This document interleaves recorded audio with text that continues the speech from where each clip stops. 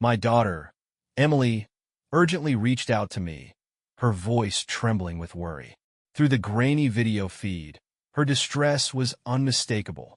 Emily revealed that her mother, Laura, had been spending several nights a week with a man named Victor Langston, the town's mayor, infamous for flaunting his flashy cars and occasional limo rides. Emily described Victor in detail, emphasizing her growing fears about the situation. Her plea for my immediate return was filled with urgency and pain. I reassured her, promising to come home as quickly as possible. Before ending the call, I made sure to express my love, reminding her she could always count on me. My name is Michael Carter, a 42-year-old design specialist for a major electronics company. Alongside my civilian career, I hold the rank of Major in the National Guard, which explains my current year-long deployment in Afghanistan. Here, I serve on the command staff. For the past 18 years, I've been married to Laura, whom I once considered the love of my life. Together, we share a remarkable 15-year-old daughter, Emily. Laura, now 40, has always turned heads with her youthful beauty.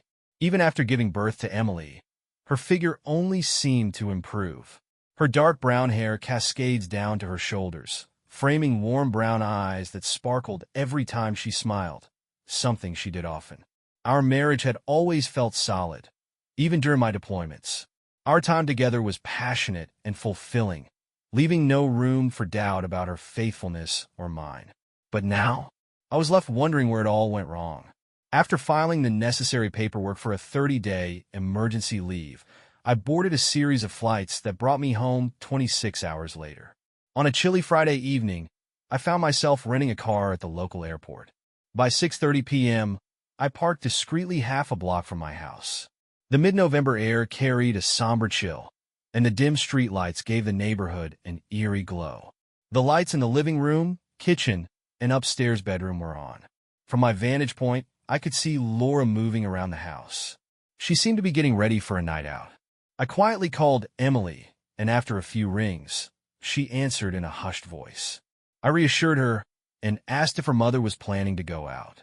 Emily confirmed, explaining that Laura had been upstairs for over an hour. She mentioned hearing the shower and sensing her mother's excitement for the evening.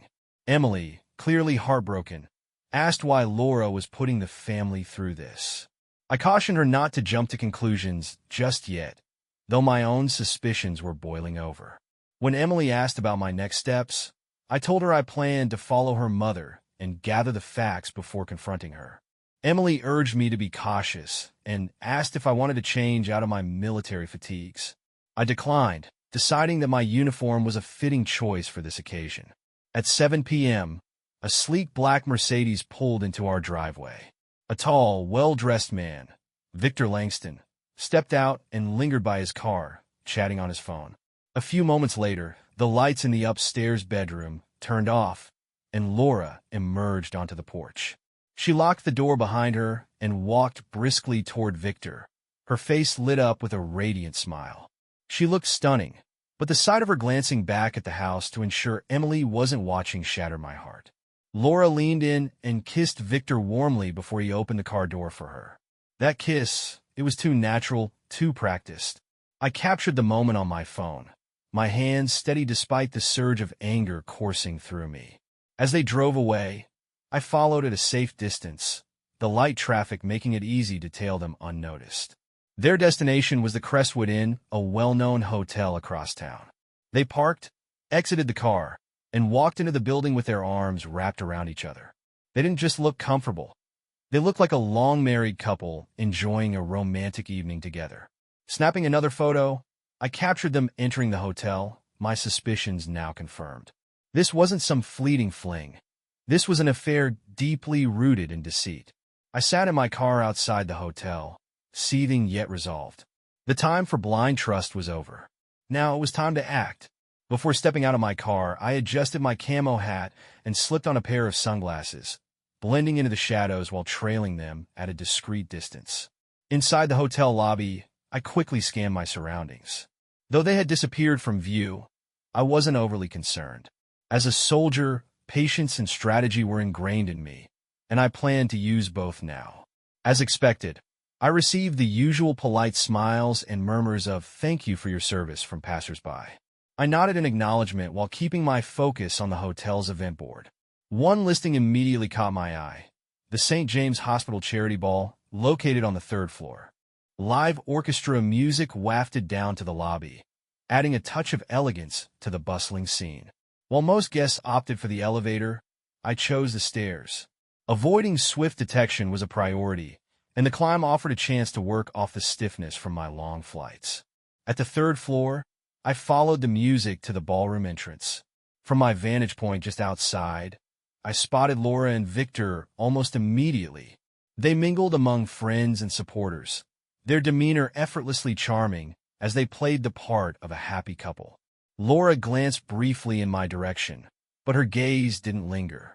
She had no reason to suspect I was anywhere near home, let alone standing outside the ballroom. To her, I was still 10,000 miles away, surrounded by sandstorms and fending off the Taliban. My stomach churned when I noticed she wasn't wearing her wedding rings. Pulling back from the entrance, I ducked into the men's room and locked myself in a stall.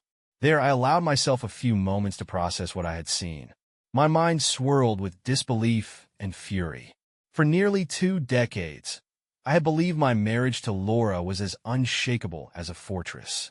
But now, while I had been dutifully serving my country, she had been brazenly dishonoring me and our vows. Tears welled up, but I refused to let them fall. This wasn't the time for weakness or self-pity. The betrayal stung, but I wasn't about to crumble. My mission had changed. I needed irrefutable proof of their affair, and then I would find a way to make both of them regret their choices. After half an hour, I emerged from the stall with a plan forming in my mind. By then, the ballroom was in full swing. Back at the entrance, the young man checking tickets gave me a respectful salute. "Welcome, sir," he said warmly. I returned the gesture, my uniform granting me entry without question. Once inside, I positioned myself behind a pillar near the edge of the room. From there, I had a clear view of the crowd, though I remained inconspicuous. It didn't take long to locate Laura and Victor again. They were dancing to a slow, intimate tune, her arms draped around his neck and her head resting against his chest. His hands, infuriatingly possessive, rested on her lower back, far too low for my liking. I snapped several photos, my resolve hardening with each click. It took every ounce of self-control not to march onto the dance floor and confront them. A small, primal part of me wanted to punch Victor square in the jaw and ensure he felt the pain he had caused me. But such an impulsive move would only land me in jail and rob me of the upper hand. No, what I needed was far more calculated, undeniable evidence and a plan for retaliation that would hit them where it hurt the most. After another dance, Laura and Victor walked arm in arm back to their table. They shared an intimate kiss before sitting down, a gesture so casual it screamed familiarity. I captured more photos, each one a dagger to the heart. Convinced I had enough for now, I slipped out of the ballroom and found a seat in the hallway where I could keep an eye on the elevators and exits. As an officer, I had learned the value of patience. It paid off again as I waited nearly 2 hours for the event to wind down. Guests began trickling out, their laughter and goodbyes echoing down the hall. Eventually, Laura and Victor appeared. They lingered just outside the ballroom doors, talking and laughing softly. Then, with matching smiles, they turned toward the elevators. I watched intently as they bypassed the button for the ground floor and instead pressed the one for the upper levels. My pulse quickened as I noted their destination, the 11th floor. Though I was just 15 feet away, sitting on a bench in my camo fatigues and sunglasses, neither of them noticed me. They were too engrossed in each other to acknowledge anything else. As the elevator doors closed behind them, I clenched my fists. This wasn't a random indiscretion. It was a deliberate, shameless affair. I wasn't just dealing with a cheating wife. I was facing a betrayal that demanded justice. And justice, I vowed, was exactly what I would deliver. After verifying that the elevator had stopped on the 11th floor and didn't move again, I returned to the 3rd floor, where couples were still waiting for their turn to leave. Making my way back to the registration desk, I approached the attendant, maintaining an air of calm authority. I informed her that I had an urgent message from Mayor Langston and presented my government ID. She hesitated, clearly conflicted about breaching protocol, but after a moment of persuasion, she disclosed that he was in room 1114. Thanking her curtly, I headed to the elevator and rode up to the 11th floor. When I reached room 1114, I checked the hallway for any potential witnesses before pressing my ear to the door. The faint sound of conversation reached me, but it wasn't enough to satisfy my need for clarity. I stepped back and scanned the corridor, finding the nearby stairwell door. Using my handkerchief, I jammed it to keep it from locking, ensuring I had an easy escape route if necessary. A quick glance at my watch told me it was midnight. Emily had mentioned that Laura usually returned home between 2 and 3 a.m., though one recent rendezvous had kept her out until 7. I was prepared for a long wait, and my military training had taught me the value of endurance. From the stairwell window, I had a clear view of room 1114. I wouldn't miss their exit, no matter how long they took. As I waited, my thoughts spiraled into a dark abyss. Despite my best efforts to remain focused, images of them together consumed my mind. I could see Victor's hands on her, feel the weight of her betrayal, and hear the echoes of her laughter, a sound that once belonged only to me. The woman I had trusted implicitly, the woman I had loved with every fiber of my being, was at that very moment giving herself, mind, body, and soul, to another man. The pain was suffocating, but I reminded myself to stay composed for Emily's sake. If I lost control, I'd fail her too. Around 1:30 a.m., I stepped out of the stairwell and pressed my ear to their door once again. This time, the sounds were unmistakable. Faint moans filtered through the thick wood, followed by Laura's voice, breathy and desperate. Yes. Oh God, yes. Dumi, Vitor. Just like that. You're so good. Her cries were a hauntingly familiar melody, one I had heard countless times in our most intimate moments. Hot tears streaked my face, but I quickly wiped them away. This wasn't the time to break. It was the time to act. Returning to the stairwell, I steeled myself for their exit. By 2 a.m., I positioned myself against the wall near their room, my phone ready to record. At 2:15, the sound of the chains sliding and the door opening brought me to full attention. I hit record as they stepped out. Victor had his arm draped protectively around her waist, and Laura leaned into him, looking freshly showered and radiant. Her smile was one of satisfaction, while his expression oozed smug confidence. They kissed briefly, a casual, intimate gesture that solidified their shameless connection. As they turned toward the elevators, Laura's eyes finally landed on me. Her smile faltered, replaced by a look of utter shock. She froze, her hand flying to her chest as though she had been struck. "Michael," she whispered, her voice trembling. I didn't give her a chance to recover. "How was your little rendezvous?" I asked coldly, my voice sharp enough to cut through the silence.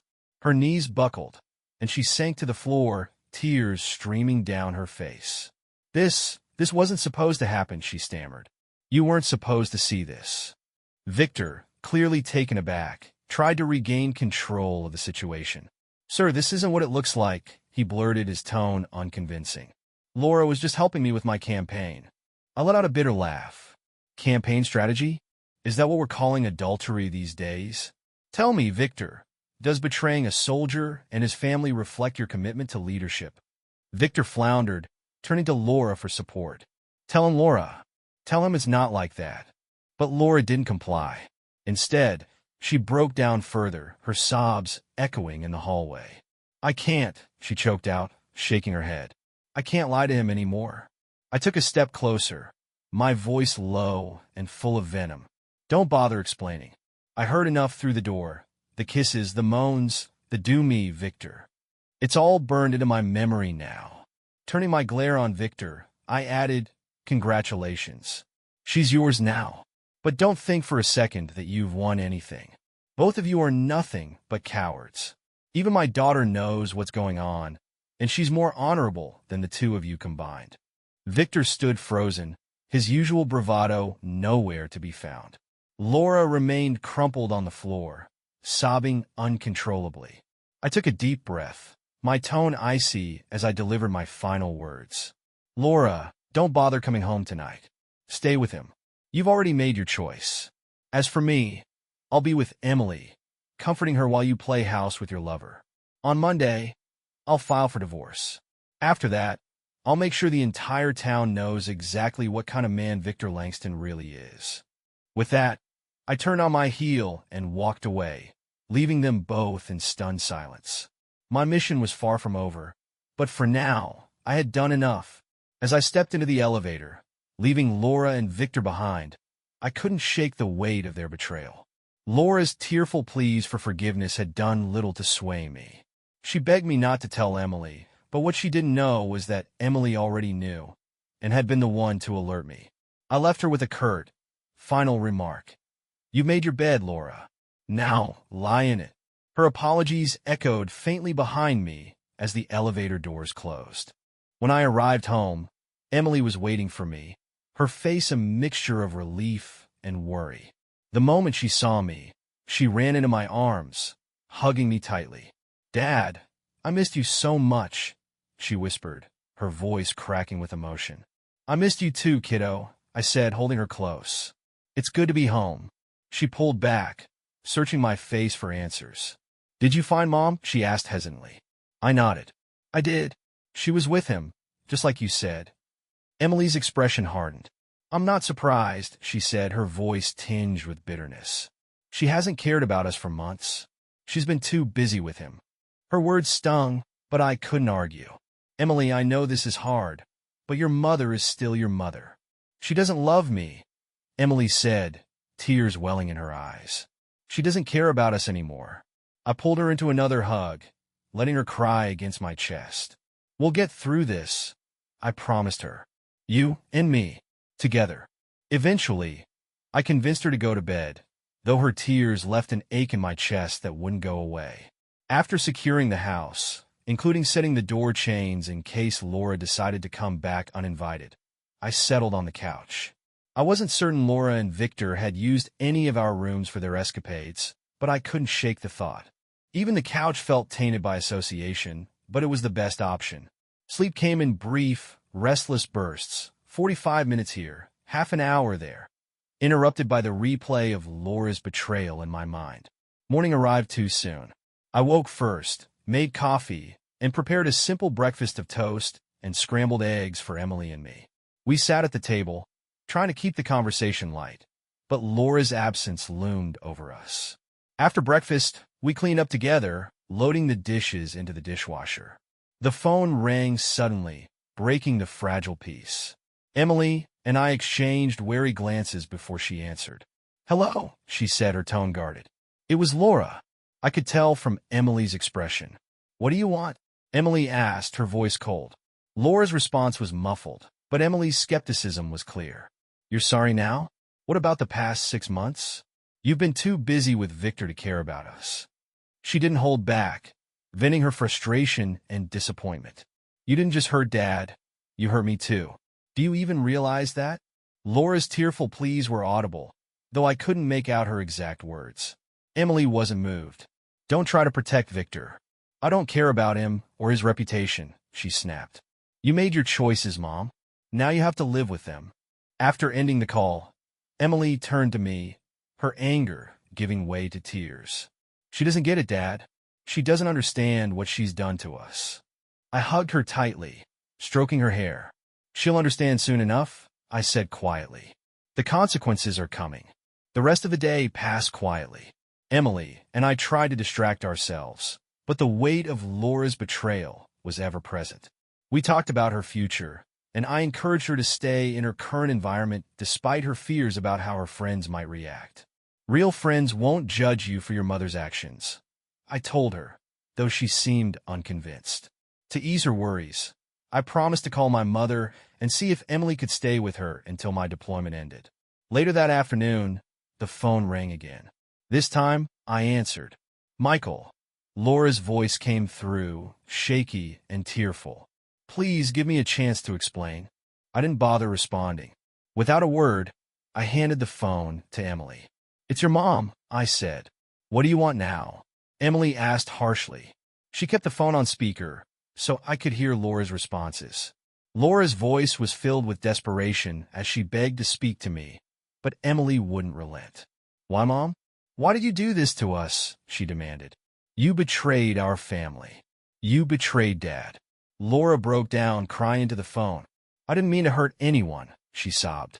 Emily wasn't moved. "Well, you did. And you didn't just hurt Dad. You hurt me too. You've been so caught up in him that you forgot about us." Laura continued pleading, expressing her love for both Emily and me. Emily wasn't convinced. Sarcastically, she remarked about Laura needing her birth control pills, makeup, and clothes to maintain her appearance for the mayor. "I'll pack your stuff," Emily said coldly.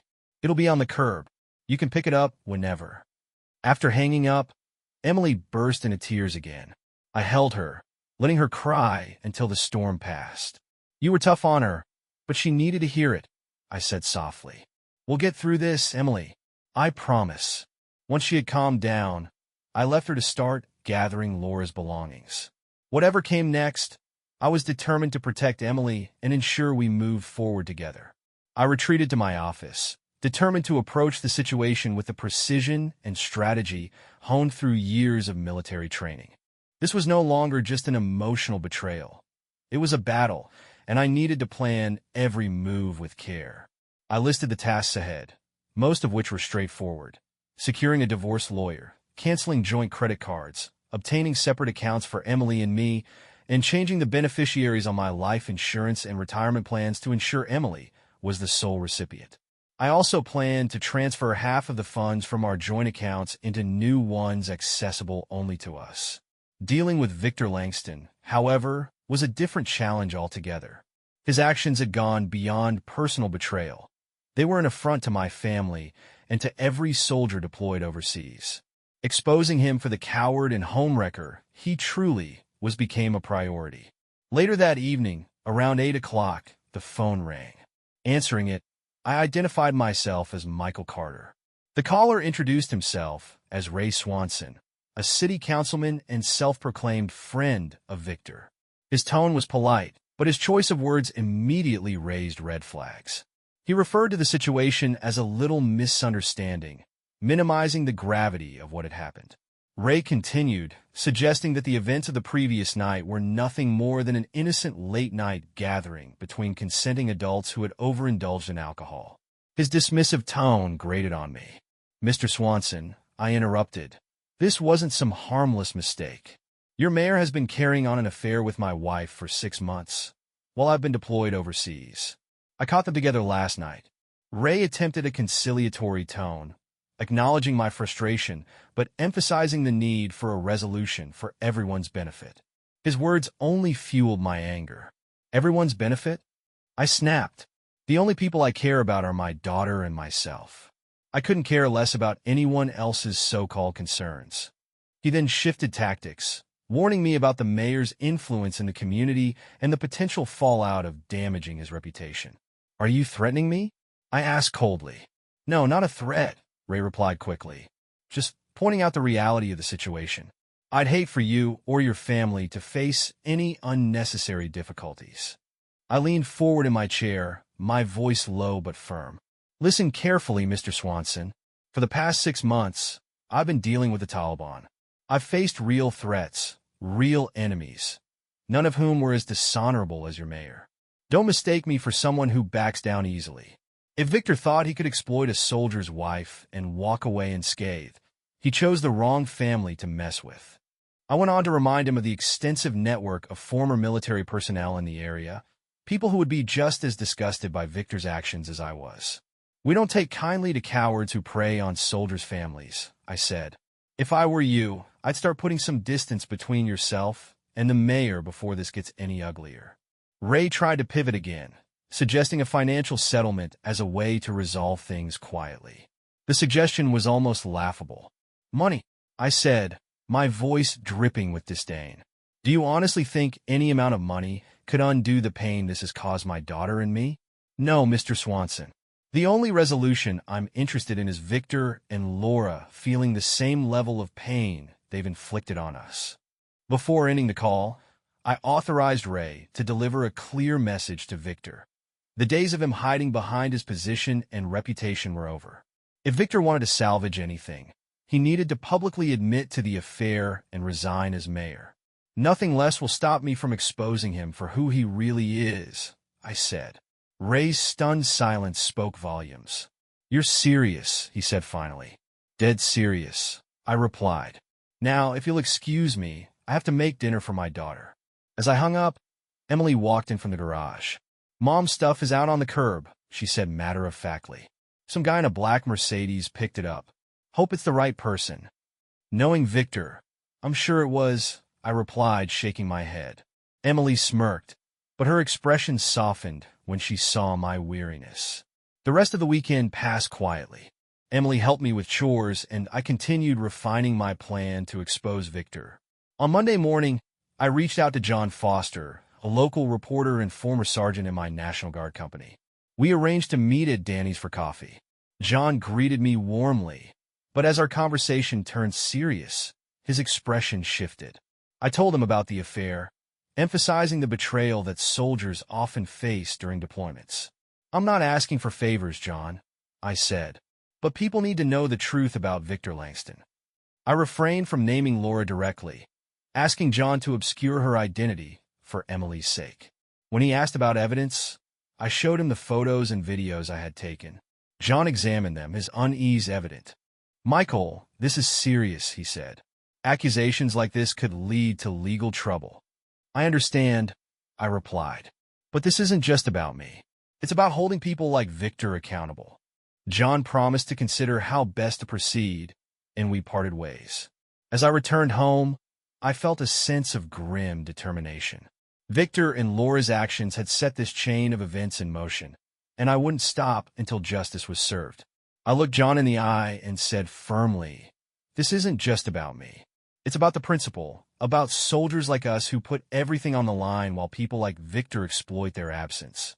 The truth will come out, and I'm prepared to face whatever consequences come with it.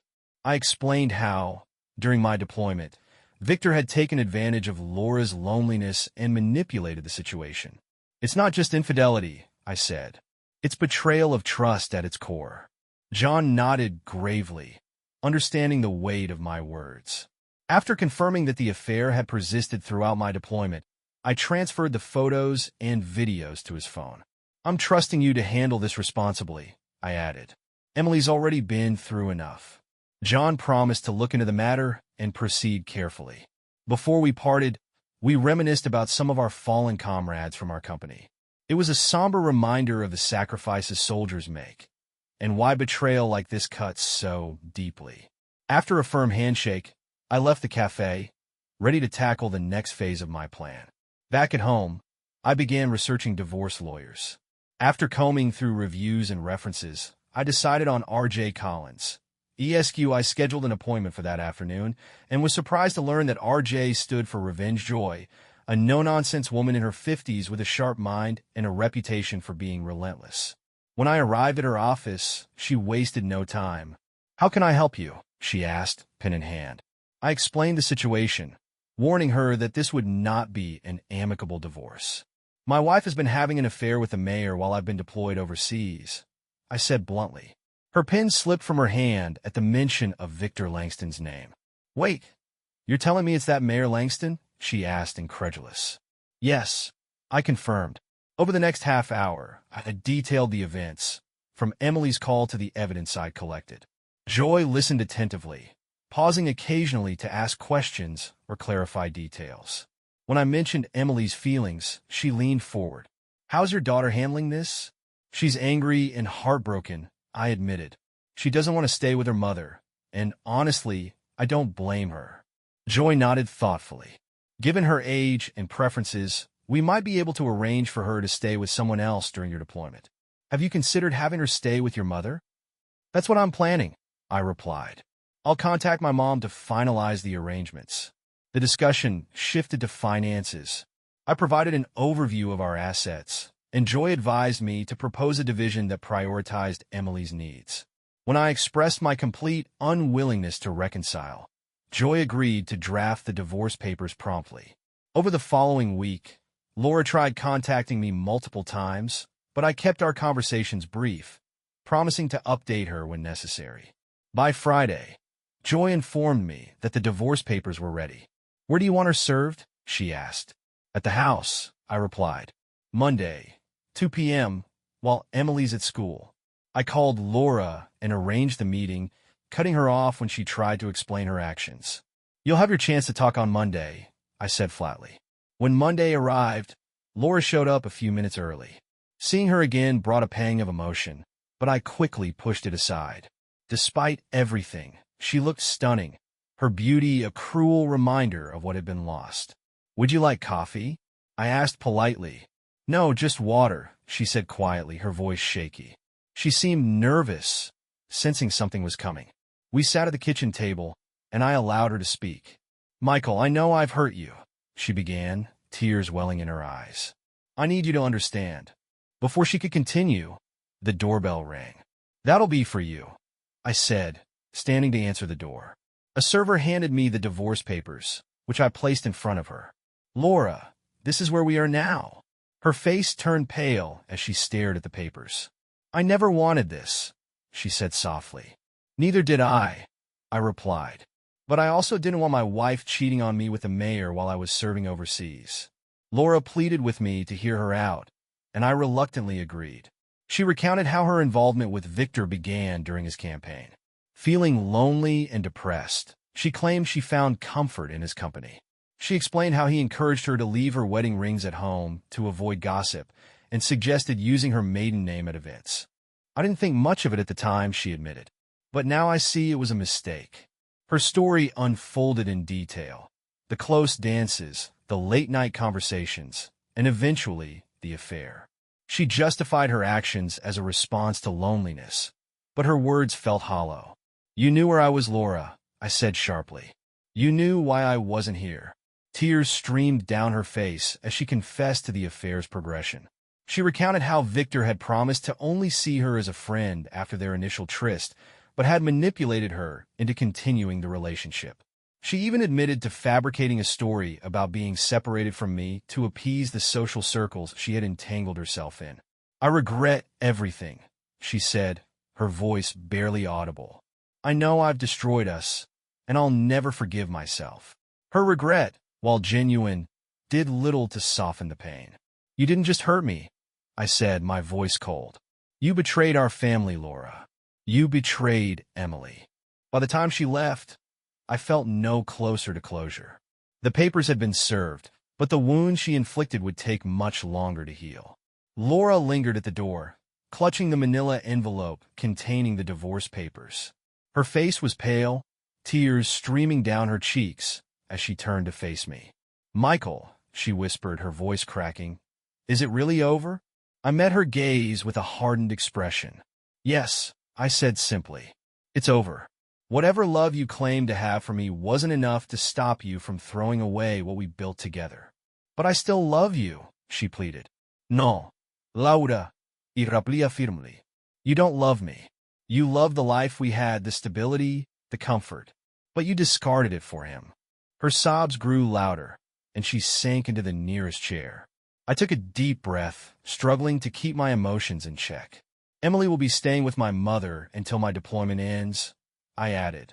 "She doesn't want to be here with you, and I can't blame her." Laura's cries grew uncontrollable, but I remained resolute. Whatever sympathy I felt was overshadowed by the betrayal that still burned within me. The next morning, I woke to find Laura and Victor's affair splashed across the front page of the local newspaper. The headline read, "Who is the married woman leaving the mayor's hotel room?" The accompanying photograph captured Laura and Victor sharing a kiss outside room 1114, and the article pulled no punches. It described the charity event, the late-night rendezvous, and hotel records confirming Victor's reservation for the evening. The piece also included unverified rumors about their regular meetings over the past 6 months. The editor justified the exposé by citing Victor's stature in the community and the betrayal against a deployed soldier. The story caused an immediate uproar. Within hours, the mayor's office issued a statement claiming the article was a complete fabrication. They dismissed the photograph as doctored and attributed the story to unnamed malicious individuals targeting the mayor. A press conference was hastily announced for that afternoon. Despite their denials, the damage was done.